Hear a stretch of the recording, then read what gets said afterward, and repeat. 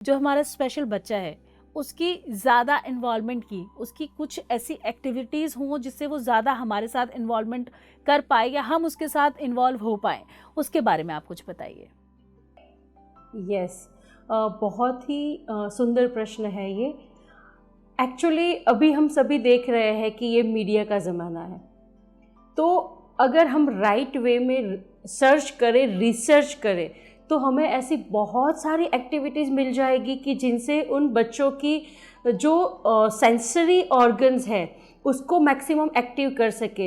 At least हम इतना तो कर ही सकते हैं कि वो बच्चा बड़े होने तक, जब तक इस पृथ्वी पर है, तब तक अपनी केयर कर पाए। तो इसके लिए बहुत सारी यूट्यूब पर, इंस्टाग्राम पर इतनी सारी एक्टिविटीज़ अवेलेबल है कि उनको कैसे सेंसेस उनकी और एक्टिव कर पाएंगे। इवन फिजियोथेरेपी की हेल्प ले सकते हैं, इवन होम्योपैथी मेडिसिन की हेल्प ले सकते हैं, क्योंकि मैंने बहुत सारे बच्चों को होम्योपैथी के माध्यम से उनको हील होते हुए देखा है। एटलीस्ट वो 40% भी हील हो जाते हैं ना, तो उनकी लाइफ बहुत इजी हो जाती है। और मैंने कई बच्चों को कम्प्लीटली जहाँ पे नहीं सुन रहे थे वहाँ पे 80% तक उनकी हियरिंग वापस आते हुए भी देखा है। परंतु माता पिता को सही दिशा में काम करना पड़ेगा। और वो बच्चा जो स्पेशल है, उनको पता ही नहीं है कि मेरे अंदर कुछ अलग है, जब तक वो समाज के दूसरे बच्चों के सामने नहीं आएगा।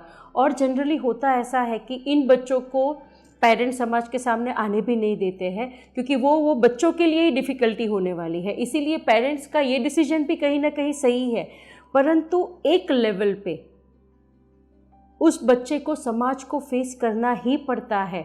तो इसके लिए अगर माता पिता जैसे ही उनको कुछ भी डाउट है, जब बच्चा 6 महीने का होता है तब से वो रिस्पॉन्ड करना शुरू करता है।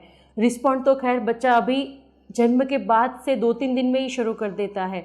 तो सही समय पे अगर माता पिता उसकी सही बेसिक ट्रीटमेंट्स करवा लेते हैं, क्योंकि जब बच्चे छोटे होते हैं ना, तब उनको उस ट्रीटमेंट में मोड़ना, उनकी फ़िज़िकल एक्टिविटी को बढ़ाना, वो सब बहुत ही आसान है।